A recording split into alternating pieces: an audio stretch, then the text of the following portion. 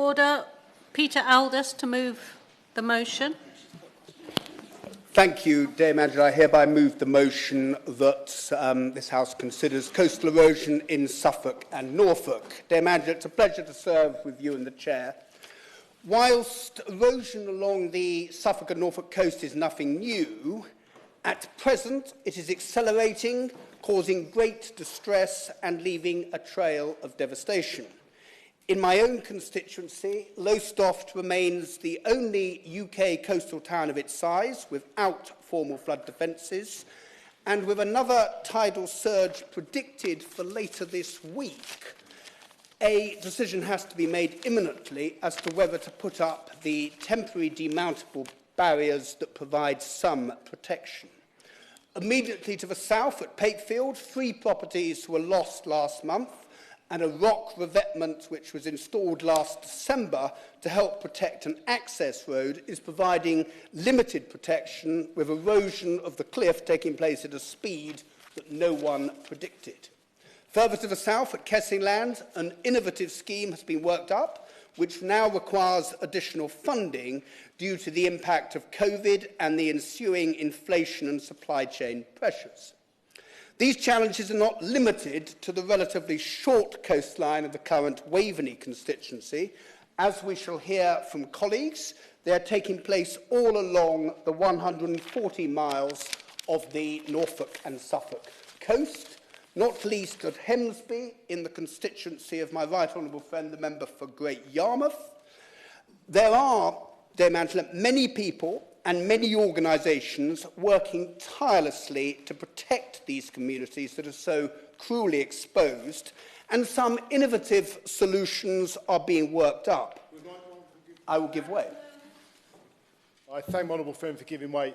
He mentioned Hemsby, and he's quite right. We've lost properties, as many people have seen in the press coverage over the recent weeks with Hemsby. Would he agree with me that one of the challenges we have seen is across our coastline, the impact of extreme weather conditions over the last year or so have gone way beyond the changes that were predicted when we looked at this some years ago with the Environment Agency, and it is overdue an update on what pressure there is and the impact that we've seen that has gone far beyond what was expected. I thank my right honourable friend for the intervention. I agree wholeheartedly with him. The schemes at Pakefield and Kessingland were made on assumptions that we would be having pressures in several years' time. They've in fact taken place in the last months and weeks. As I said, there are some innovative schemes working up, and people are working tirelessly. However, there is a concern, Dame Angela, that the scale of the challenge is not fully recognised, that the necessary financial resources are not being provided, and the impact of not responding properly will have far-reaching negative consequences way beyond East Anglia. I will give way to my honourable. That was just a very careful introduction there, and I thank him for it. He's absolutely right. Well, I understand the debate is very much about Norfolk and the coastal erosion that there is in Norfolk and Suffolk. And my constituency of Strangford, especially in the Irish Peninsula, in the last few years, to follow on from the honourable gentleman has referred to, we have seen erosion in almost a manifest and significant portion like it's never been before. And if I'm looking forward, as I know the honourable gentleman is as well, if we're going to form address our environmental obligations and steps need to be taken, these are things that need to be done on a UK-wide basis, not just for England, but indeed for Northern Ireland, Scotland, Wales together, because then we can pull together our combinations and our energies and address it at a strategic level, because I think that's where it has to be done, because it's happening everywhere.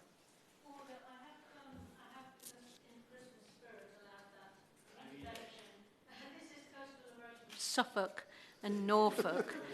So the honourable members getting close to the edge of scope there, but because it's Christmas, I will allow it this time. Peter Aldous. That's very magnanimous of you. I think actually the honourable gentleman does have a point in that coastal erosion does get included in DEFRA's responsibilities, and I'll come on to this, along with flood prevention and protection.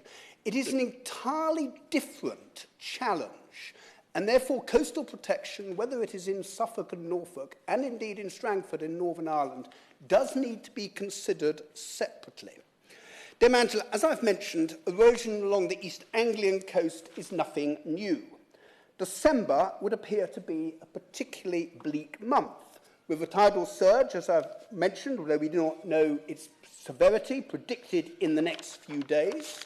And if we go back 10 years, on 5th December, a storm surge did take place, which caused devastation right along the North Sea coast, not least in Lowestoft.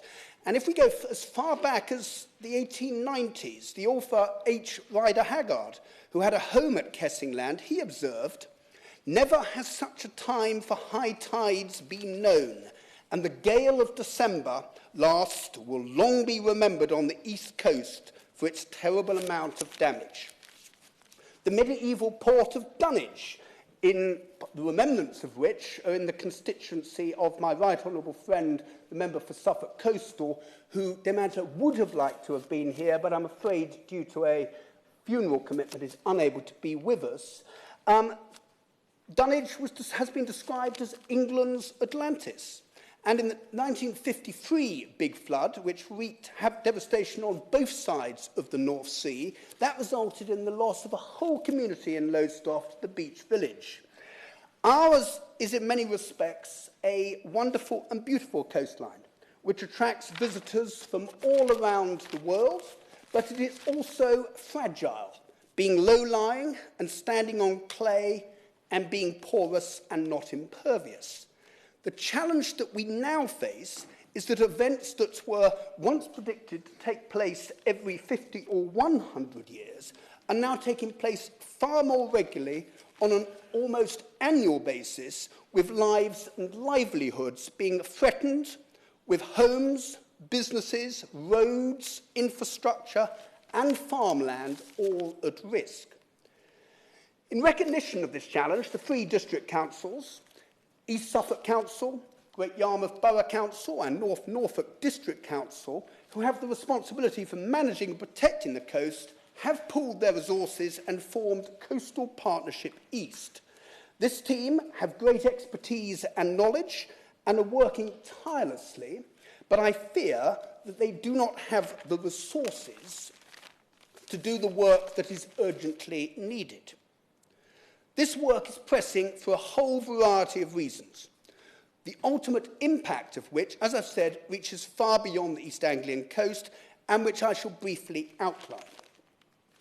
The Tyndall Centre for Climate Change Research at the University of East Anglia produced a briefing earlier this month for the APPG for the East of England, which I co-chair with the Honourable Member for Cambridge, which both highlighted the region's vital offer to the UK as we progress towards net zero, and also the risks that climate change brings.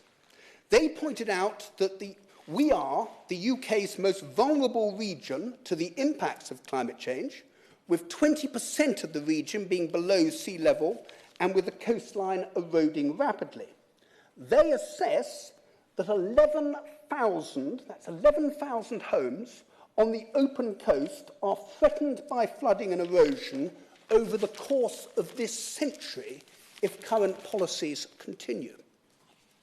It should also be highlighted that as well as homes, businesses will be lost, including those caravan and holiday parks, which are so important to the region's economy, both in Kessingland and Pakefield, and also all along the coast. Business opportunities could also be foregone. The transition to net zero provides a great prospect for Lowestoft, but if we do not build permanent defences around the port, the town will not realise the great potential that is offered. Dame Angela, agriculture has underpinned the East Anglian economy for a very long time. We are rightly known as the breadbasket of England, but much of the UK's most fertile land is low-lying, particularly in the fens, and it is reliant on an extensive network of ageing drainage and infrastructure and sea defences. The current funding methodology underplays the importance of protecting the UK's most valuable agricultural land, thereby impacting on our own food security. The 1953 floods gave rise to the construction of extensive defences to protect the regional coastline. However, many of these defences are now worn out and in need of urgent repair. The impact of coastal erosion on the environment should also not be underestimated. As well as being a vital part of the region's leisure economy, the Norfolk and Suffolk Broads are a haven for wildlife and a place of natural beauty and cultural heritage. However, they are at risk from the threat of coastal erosion, with the coastal frontage between Eccles, which I understand now hardly exists in the constituency of my honourable friend, the member for North Norfolk, and Winterton-on-Sea, in the constituency of my right honourable friend, the member for Great Yarmouth, having been identified as the stretch of coast along which the Broads are most at risk of encroachment. The Broads Authority recognised this threat in their Broadland Future initiative, but strategic planning for its management needs to start straight away. Finally, it should also be added that coastal erosion brings with it the risk of polluting our oceans still further, with the leaching of waste and plastics into the sea. Dame Angela, I shall now briefly outline the areas at risk from coastal erosion in my own constituency. All four of these, at Corton, in Lowestoft, at Pakefield and in Kessingland, quite frankly, warrant a debate of their own. And thus I apologise in advance to these communities for my brevity, though I shall do my best to highlight the salient points of concern. Corton, to the north of Lowestoft, has been subject to coastal erosion for centuries. There was a village to the east called Newton, which no longer exists, and agricultural land continues to disappear over the cliff. The threat to the village itself is at present being managed, but my sense is that in due course more intervention will be required, and it is important that we are prepared for this and don't respond in a crisis management sort of way. As I've mentioned, Lowestoft was hit hard in 1953 and 2013. Since 2013, work has subsequently taken place to protect the area around the port and the town centre, with flood walls being built around the outer harbour, but the barrage that will provide full protection is yet to be constructed. Time is very much of the essence in getting this built. My honourable friend, the Minister, and I have discussed the matter. I have written to my right honourable friend, the Secretary of State, in detail, and it is vital that this work does proceed without delay. The situation which is unfolding in Pakefield illustrates the gravity of the threat which coastal erosion is now presenting. It's been known for some years that there is a problem, and some 4 years ago, the local community came together as the Pakefield Coast Protection Steering Group to work with Coastal Partnership East to come up with both temporary and long-term solutions. A rock revetment to provide temporary protection was installed last December, but this did not prevent significant further erosion following a storm last month, and 3 properties had to be demolished.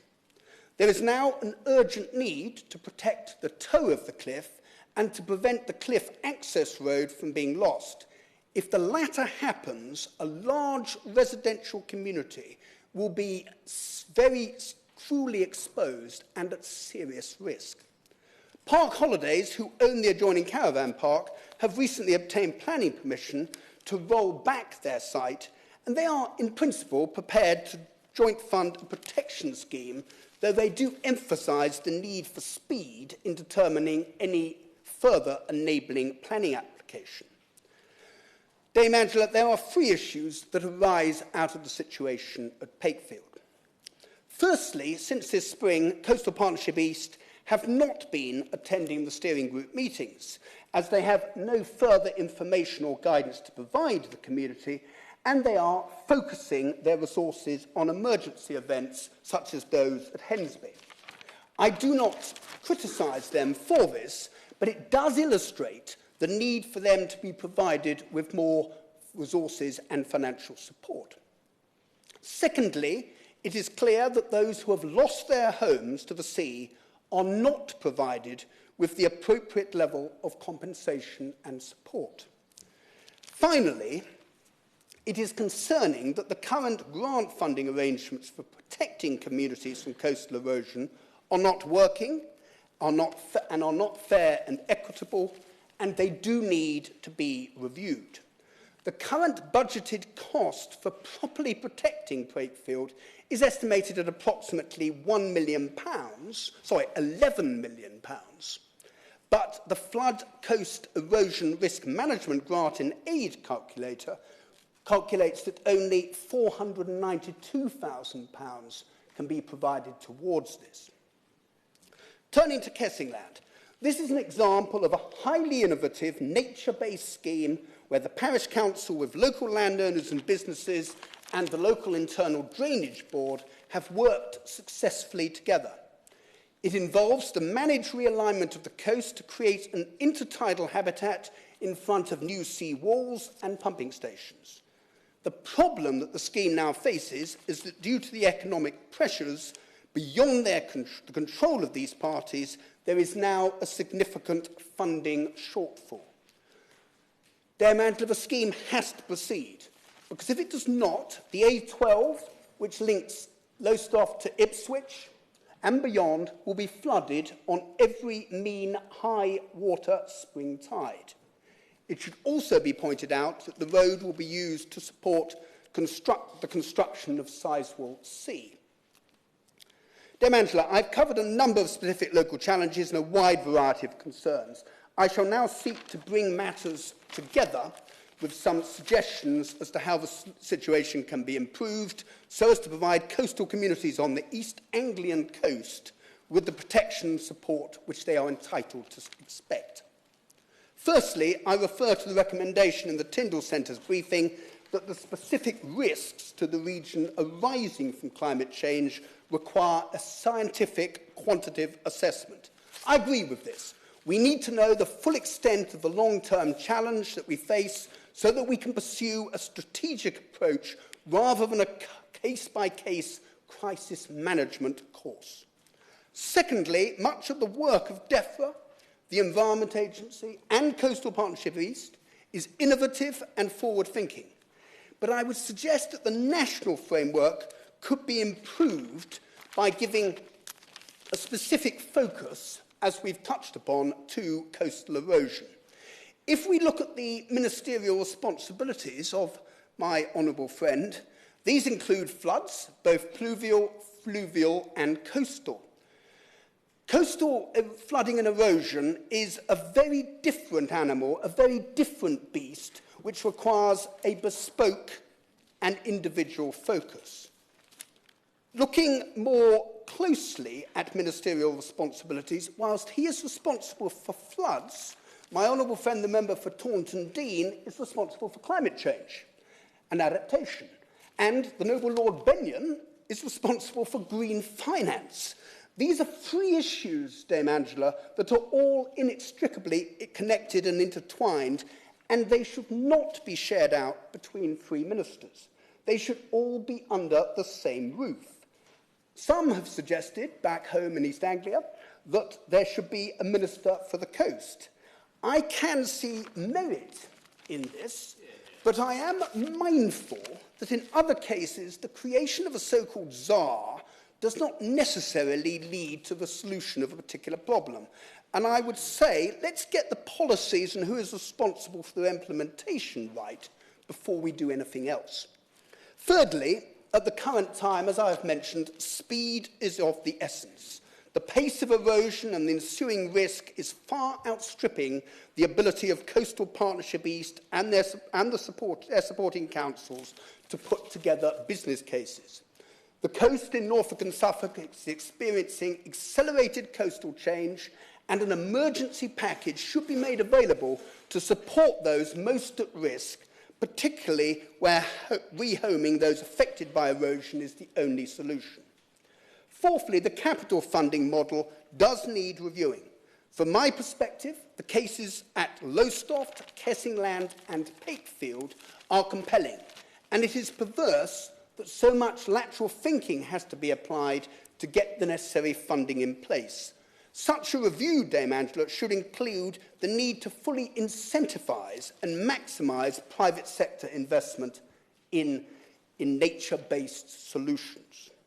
Dame Angela, in conclusion, I shall return to H. Rider Haggard's journal.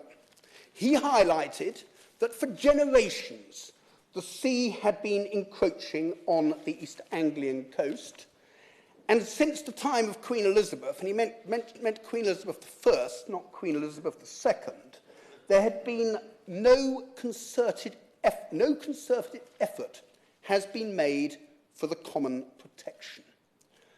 130 years later, can I suggest that we should now correct this omission? Thank you. The